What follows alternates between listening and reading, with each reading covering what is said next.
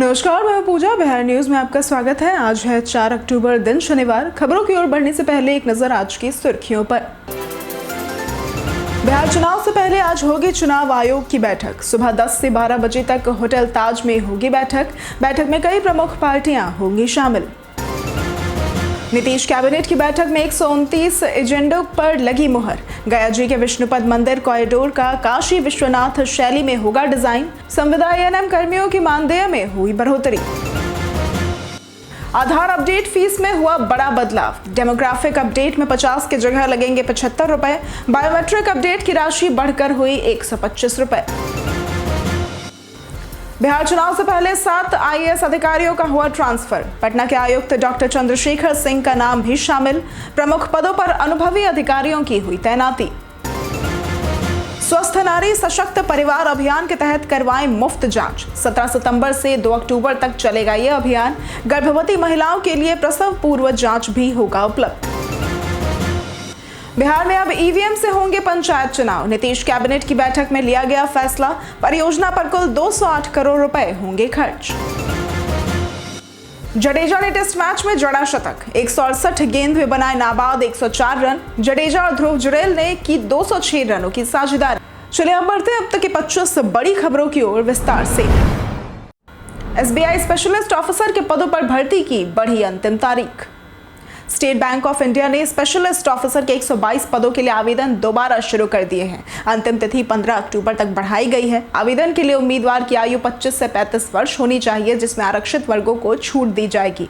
न्यूनतम शैक्षणिक योग्यता स्नातकोत्तर है। साथ ही बैलेंस शीट, क्रेडिट असेसमेंट और मॉनिटरिंग का कौशल आवश्यक है। चयन 100 अंकों के इंटरव्यू के आधार पर होगा। वेतन 85,920 रुपए से 1,05,280 रुपए प्रति माह है। आवेदन एसबीआई की वेबसाइट sbi.bank.in पर जाकर किया जा सकता है। सामान्य, ओबीसी, ईडब्ल्यूएस के लिए फीस 750, एससी, एसटी, दिव्यांगों को छूट रहेगी।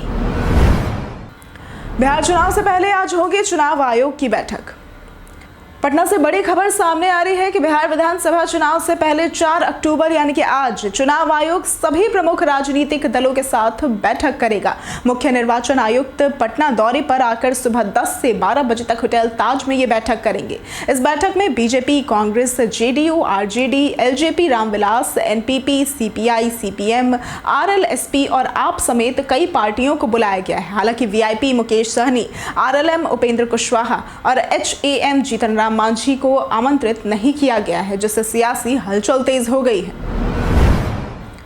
नीतीश कैबिनेट की बैठक में 129 एजेंडों पर लगी मुहर। बिहार विधानसभा चुनाव 2025 से पहले मुख्यमंत्री नीतीश कुमार ने कैबिनेट की अंतिम बैठक में 129 एजेंडों को मंजूरी दी। महत्वपूर्ण फैसलों में पटना के बांकीपुर बस स्टैंड परिसर में 5 स्टार होटल का निर्माण, गया जी के विष्णुपद मंदिर कॉरिडोर का काशी विश्वनाथ शैली में डिजाइन, राज्य कर्मचारियों और पेंशनधारियों की महंगाई भत्ते में 3% की वृद्धि जो कि अब 58% हो गई है। शहरी क्षेत्रों में संविदा एएनएम कर्मियों का मानदेय 11,500 से 15,000 रुपए और 5% वार्षिक वृद्धि शामिल है। इसके अलावा स्कूली छात्रों की स्कॉलरशिप राशि दोगुनी कर 3 अरब रुपए का प्रावधान भी किया गया है। बिहार चुनाव से पहले 7 आईएएस अधिकारियों का हुआ ट्रांसफर। बिहार चुनाव से पहले सामान्य प्रशासन विभाग ने 7 सीनियर आईएएस अधिकारियों का ट्रांसफर किया है। इसमें सबसे प्रमुख नाम पटना के आयुक्त डॉक्टर चंद्रशेखर सिंह का है। उन्हें अब मुख्यमंत्री सचिवालय का सचिव बनाया गया है। इसके साथ ही उनके जिम्मे बिहार राज्य पुल निर्माण निगम लिमिटेड का भी प्रभार होगा और इस कदम को चुनाव से पहले प्रशासनिक ढांचे को सुदृढ़ करने और प्रमुख पदों पर अनुभवी अधिकारियों की तैनाती के रूप में देखा जा रहा है। अन्य आईएएस अधिकारियों के भी विभिन्न जिलों और विभागों में स्थानांतरण किए गए हैं। शस्त्र लाइसेंस धारियों के पास सत्यापन का 11 अक्टूबर तक आखिरी मौका। नालंदा जिले में विधानसभा चुनाव से पहले शस्त्रों का भौतिक सत्यापन अनिवार्य कर दिया गया है और ये कदम फर्जी लाइसेंस और हथियारों के आपराधिक उपयोग को रोकने के लिए उठाया गया है। डीएम कुंदन कुमार ने बताया कि जिन लाइसेंस धारियों ने अब तक वेरिफिकेशन नहीं कराया है उन्हें अंतिम अवसर दिया जा रहा है। 4 से 11 अक्टूबर तक थाना स्तर पर सत्यापन होगा, अन्यथा लाइसेंस रद्द कर शस्त्र जब्त कर लिए जाएंगे। 4 से 7 अक्टूबर तक जिले के कई थानों में और 8 से 11 अक्टूबर तक अन्य थानों व ओपी में ये प्रक्रिया पूरी की जाएगी। सीएम नीतीश ने छात्रवृत्ति की राशि की दोगुनी। बिहार विधानसभा चुनाव से पहले मुख्यमंत्री नीतीश कुमार ने छात्रों के लिए बड़ी घोषणा की है। सरकार ने मुख्यमंत्री बालक व बालिका छात्रवृत्ति योजना की वार्षिक राशि दोगुना कर दी है। ये योजना 2013 से कक्षा 1 से 10 तक के सभी सरकारी और सरकारी मान्यता प्राप्त स्कूलों के छात्रों को पढ़ाई में मदद के लिए चल रही है। नई बढ़ी हुई छात्रवृत्ति दरें इस प्रकार है: कक्षा 1 से 4 के लिए 1200 रुपए, कक्षा 5 से 6 के लिए 2400 रुपए और कक्षा 7 से 10 के लिए 3600 रुपए है। ये कदम विद्यार्थियों को शिक्षा के प्रति प्रेरित करने और आर्थिक सहायता देने के उद्देश्य से उठाया गया है। आधार अपडेट फीस में हुआ बड़ा बदलाव। आधार कार्ड भारत में सबसे ज्यादा इस्तेमाल होने वाला डॉक्यूमेंट है, जिसकी लगभग 90% आबादी के पास मौजूदगी है। कई बार आधार में नाम, पता, जन्म तिथि, मोबाइल नंबर या ईमेल जैसी जानकारी गलत दर्ज हो जाती है, जिसे UIDAI के माध्यम से अपडेट किया जा सकता है। हाल ही में फीस में बदलाव हुआ है। डेमोग्राफिक अपडेट नाम, पता व मोबाइल और ईमेल के लिए अब 50 रुपए के बजाय 75 रुपए में होंगे। बायोमेट्रिक अपडेट की अगर बात करें तो ये फिंगरप्रिंट, आइरिस और फोटो के लिए फीस 100 रुपए से बढ़कर 125 रुपए हो गई है और अक्टूबर 2028 से ये 150 रुपए तक भी हो सकती है। अपडेट केंद्र या ऑनलाइन पोर्टल से किया जा सकता है। बिहार में अब ईवीएम से होंगे पंचायत चुनाव। बिहार सरकार ने पंचायत चुनाव में ईवीएम यानी कि इलेक्ट्रॉनिक वोटिंग मशीन के उपयोग का निर्णय लिया है। नीतीश कैबिनेट की बैठक में 2026 के पंचायत आम निर्वाचन के लिए multi post EVM, power pack, totaliser machine और डिटैचेबल मेमोरी मॉड्यूल की खरीद की स्वीकृति दी गई है। इसके लिए electronics corporation of India limited यानी कि ECIL हैदराबाद से खरीद की जाएगी। इस परियोजना पर कुल 208.27 करोड़ रुपए खर्च होंगे और ये कदम बिहार में लोकतांत्रिक प्रक्रिया को आधुनिक बनाने और चुनाव प्रक्रिया को तेज, पारदर्शी और सुरक्षित बनाने के उद्देश्य से उठाया गया है। बिहारी बर्थडे स्पेशल में बात होगी स्वाति शर्मा की। बिहारी बर्थडे स्पेशल में आज बात करेंगे स्वाति शर्मा की, जो एक भारतीय गायिका हैं जिन्हें फिल्म तनु वेड्स मनु रिटर्न्स के हिट गीत बन्नो तेरा स्वैगर से पहचान मिली। उनका जन्म बिहार के मुजफ्फरपुर में हुआ और परिवार की जड़ें राजस्थान के सीकर से जुड़ी हैं। उन्होंने 7 वर्ष की उम्र से गाना शुरू किया और कोलकाता व चंडीगढ़ में संगीत शिक्षा प्राप्त की। प्रारंभिक दौर में भक्ति गीत गाने से पहचान बनी। पढ़ाई के बाद वे मुंबई चली गई, जहां तनिष्क बागची ने उन्हें बड़ा मौका दिया। 2015 का गीत बन्नो उनकी लोकप्रियता का कारण बना। 2017 में वे आईफिल टावर पर प्रस्तुति देने वाली पहली भारतीय गायिका बनी। वैभव सूर्यवंशी ने तोड़ा यूथ टेस्ट में सबसे तेज शतक का रिकॉर्ड। भारत अंडर-19 टीम के 14 वर्षीय बल्लेबाज वैभव सूर्यवंशी ने ऑस्ट्रेलिया अंडर-19 के खिलाफ पहले यूथ टेस्ट में 113 रन बनाकर भारत की पारी और 58 रन की जीत में अहम भूमिका निभाई। उन्होंने अपनी शतकीय पारी में 8 छक्के और 9 चौके लगाए। यूथ टेस्ट इतिहास में सबसे ज्यादा छक्के लगाने वाले बल्लेबाज बन गए। वैभव ने अंडर-19 और यूथ टेस्ट में कई रिकॉर्ड तोड़े, जैसे 100 से कम गेंदों में 2 बार शतक और भारत के लिए एक पारी में सबसे ज्यादा छक्के। IPL और अंतर्राष्ट्रीय युवा क्रिकेट में उनके खेल ने गेंदबाजों में खौफ पैदा किया। कुल 34 छक्के। कर्मचारियों के DA में बढ़ोतरी को नीतीश कैबिनेट ने दी मंजूरी। बिहार कैबिनेट की अंतिम बैठक में 129 एजेंडों पर मुहर लगी। कर्मचारियों का महंगाई भत्ता 3% बढ़ाकर 58% कर दिया गया। स्कूली छात्र छात्राओं की स्कॉलरशिप दोगुनी कर दी गई, जिसमें 600 से 3600 तक बढ़ोतरी शामिल है। ANM कर्मियों का वेतन 11,500 से बढ़ाकर 15,000 और आशा कार्यकर्ताओं का मानदेय 1,000 से 3,000 रुपए किया गया। पर्यटन क्षेत्र को बढ़ावा देते हुए विष्णुपद मंदिर गया जी पर निवेश होगा। बिहार में फिल्म और नाट्य संस्थान की स्थापना को मंजूरी मिली। नए औद्योगिक पैकेज के तहत मुफ्त जमीन और निवेश को प्रोत्साहन मिलेगा। 125 यूनिट बिजली मुफ्त और 2025 से 30 में 1 करोड़ नौकरियां सृजित की जाएंगी। पटना में छठ को लेकर स्वच्छता अभियान हुआ शुरू। दुर्गा पूजा के बाद बिहार में दिवाली और छठ महापर्व की तैयारियां शुरू हो जाती हैं। पटना नगर निगम छठ तक विशेष स्वच्छता अभियान चला रहा है, जिसमें नुक्कड़ नाटक, भजन संध्या और गंगा आरती के माध्यम से लोगों को जागरूक किया जाएगा। गांधी घाट, कंगन घाट, LCT घाट, राजा घाट, गाय घाट, दीघा घाट और महेंद्रू घाट पर ये आयोजन होंगे। अतिरिक्त सफाई कर्मियों और नोडल ऑफिसरों की व्यवस्था की गई है। नगर आयुक्त अनिमेश कुमार पराशर ने बताया कि यह अभियान लोगों को स्वस्थ और स्वच्छ बनाए रखने, प्लास्टिक हटाने और गंगा में पूजा सामग्री सही तरीके से डालने की जागरूकता फैलाने के लिए है। सीएम नीतीश आज करेंगे मिल्क प्रोसेसिंग यूनिट का शिलान्यास। मुंगेर के लिए 4 अक्टूबर 2025 यानी कि आज का दिन ऐतिहासिक दिन साबित होगा, जब मुख्यमंत्री नीतीश कुमार मदर डेयरी के 250 करोड़ रुपए लागत वाले मिल्क प्रोसेसिंग यूनिट का शिलान्यास करेंगे। इसके साथ ही मुंगेर से सुल्तानगंज तक गंगा मरीन ड्राइव और अन्य विकास परियोजनाओं का शुभारंभ भी होगा। कार्यक्रम में उप मुख्यमंत्री सम्राट चौधरी, केंद्रीय मंत्री राजीव रंजन सिंह, राज्य मंत्री एसपी सिंह बघेल और जॉर्ज कुरियन मौजूद रहेंगे। जमालपुर के जेएसए ग्राउंड में जनसभा, भूमि पूजन और विकास योजनाओं का उद्घाटन होगा। व्यापक तैयारियों, सुरक्षा इंतजाम और हेलीपैड सहित व्यवस्थाओं के साथ ही आयोजन क्षेत्र में औद्योगिक विकास और रोजगार के अवसर लाएगा। स्टाइपेंड मामले में देरी से अधिवक्ता आंदोलन की बढ़ी आशंका। बिहार सरकार द्वारा नए अधिवक्ताओं को प्रतिमाह 5,000 रुपए स्टाइपेंड देने की घोषणा के बावजूद अभी तक गजट अधिसूचना जारी नहीं की गई है, जिससे अधिवक्ताओं में नाराजगी व्याप्त है। एडवोकेट्स एसोसिएशन के पूर्व अध्यक्ष व वरिष्ठ अधिवक्ता योगेश चंद्र वर्मा ने कहा कि यदि चुनाव आचार संहिता लागू होने से पहले अधिसूचना जारी नहीं हुई तो अधिवक्ता आंदोलन करने पर मजबूर होंगे। उन्होंने बताया कि स्टाइपेंड से नए अधिवक्ताओं को आर्थिक चुनौतियों में राहत और आत्मविश्वास मिलेगा और कई युवा वकालत को अपने करियर का केंद्र बनाएंगे। इससे अधिवक्ता समाज के हर वर्ग को मजबूती मिलेगी।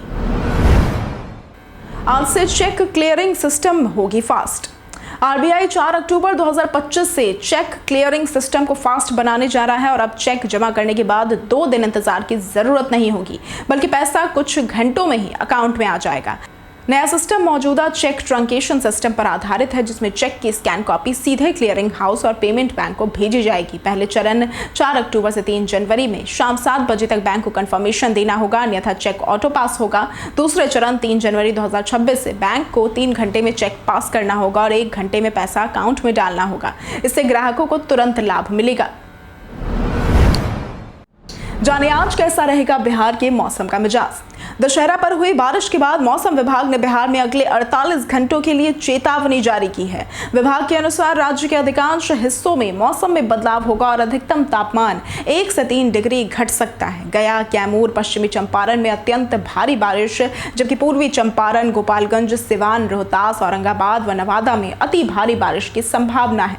बक्सर, भोजपुर, सारण, सीतामढ़ी समेत अन्य जिलों में भी भारी बारिश में गर्जन, वज्रपात और 30 से 40 किलोमीटर घंटे की रफ्तार से हवाएं चल सकती हैं। लोगों व प्रशासन को सतर्क और तैयार रहने की सलाह दी गई है। रघुनाथपुर में 105 लीटर शराब हुई बरामद। रघुनाथपुर के दया छपरा गांव में पुलिस ने गुप्त सूचना के आधार पर छापेमारी कर 105 लीटर देशी शराब बरामद की और इस दौरान शराब के अवैध धंधे में लिप्त सुमन गोंड को गिरफ्तार किया गया। थाना अध्यक्ष सह इंस्पेक्टर विजय कुमार चौधरी के अनुसार सूचना मिली थी कि सुमन गोंड ने एक स्थान पर भारी मात्रा में शराब छिपा रखा है। पुलिस ने जांच कर शराब जब्त की और आरोपी के खिलाफ प्राथमिकी दर्ज कर उसे जेल भेज दिया। पुलिस ने कहा कि शराब के अवैध कारोबार के खिलाफ अभियान जारी रहेगा और दोषियों पर सख्त कार्रवाई होगी। गुजरात मॉडल लागू कर बिहार में भाजपा ने अपनाई नई रणनीति।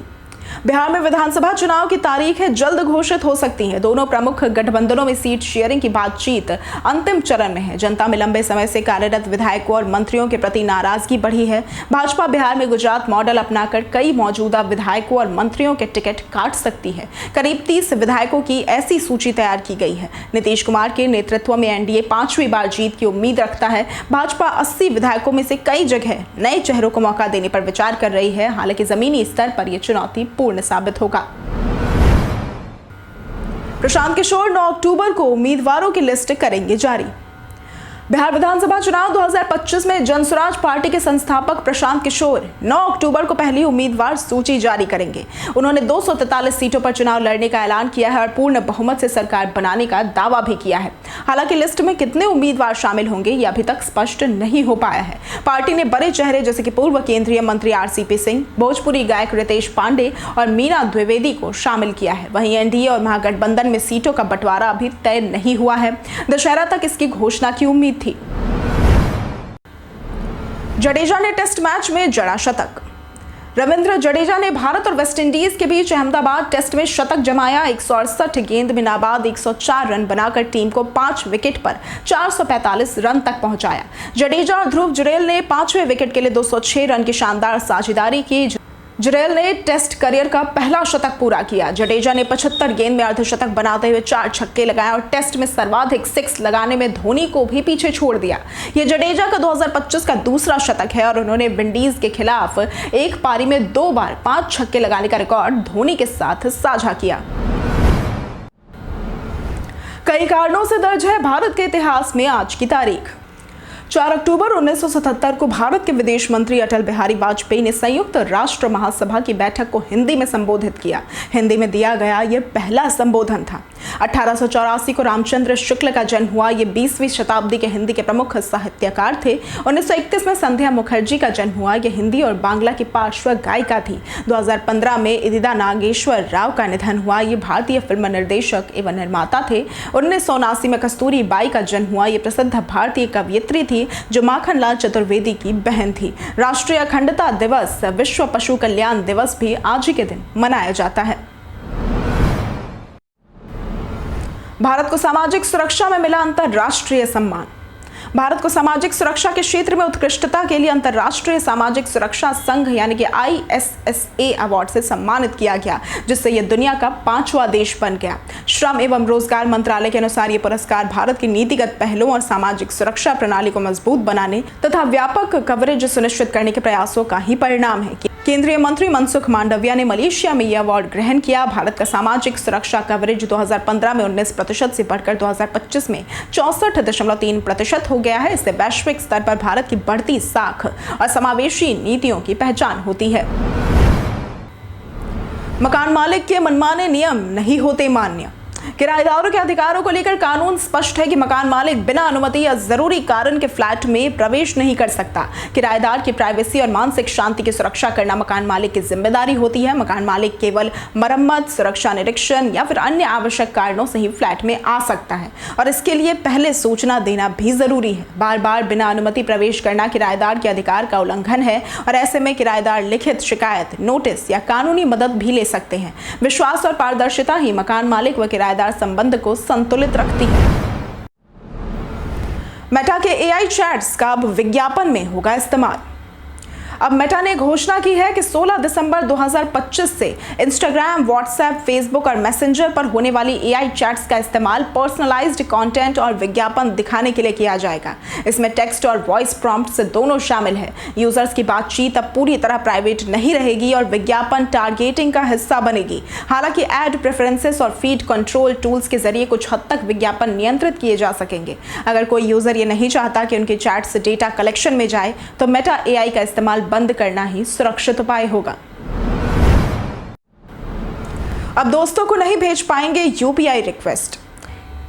UPI ने person to person collect request या पूल ट्रांजैक्शन फीचर 1 अक्टूबर 2025 से बंद कर दिया है। पहले इस सुविधा से कोई भी व्यक्ति दूसरे यूजर को UPI ID डालकर पेमेंट रिक्वेस्ट भेज सकता था, जिससे पैसे आसानी से ट्रांसफर हो जाते थे, लेकिन इसका दुरुपयोग कर स्कैमर्स नकली रिक्वेस्ट भेजकर लोगों को फंसाते थे।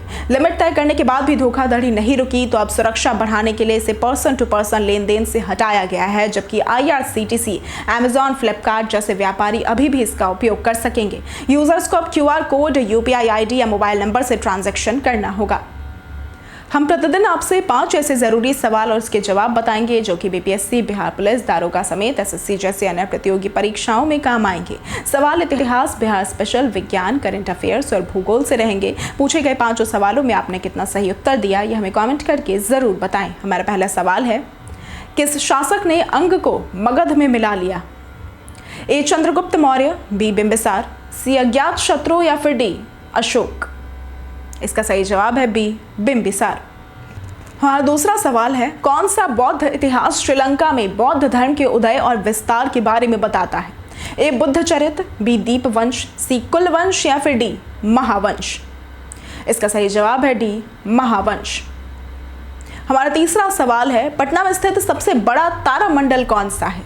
A नेहरू तारामंडल, B बिरला तारामंडल, C इंदिरा गांधी तारामंडल या फिर D पठानी सामंत तारामंडल? इसका सही जवाब है C इंदिरा गांधी तारामंडल। हमारा चौथा सवाल है, बिहार में पहला आम चुनाव कब हुआ था? A 1949, B 1947, C 1952 या फिर D 1960?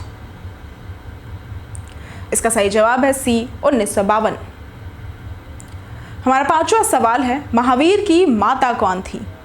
ए यशोधरा, बी चारुमित्रा, सी माया या फिर डी त्रिशला। इसका सही जवाब है डी त्रिशला।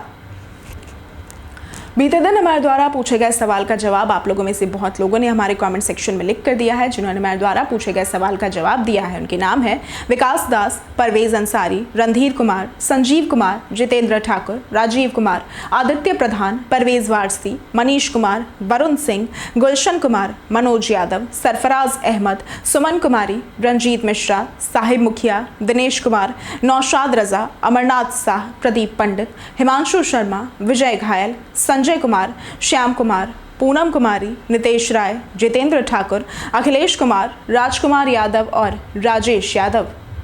इसी के साथ बढ़ते हैं आज के सवाल की ओर। आज का सवाल है, इस बार आपका दशहरा का त्योहार कैसा बीता? आप अपना जवाब हमें हमारे कमेंट सेक्शन में लिखकर जरूर बताएं। आज के लिए सिर्फ इतना ही। बिहार की तमाम खबरों के साथ बने रहने के लिए देखते रहें बिहारी न्यूज़। और साथ ही अगर आप यूट्यूब चैनल पर देख रहे हैं तो चैनल को सब्सक्राइब करें, और अगर आप फेसबुक पेज पर देख रहे हैं तो लाइक और फॉलो जरूर करें।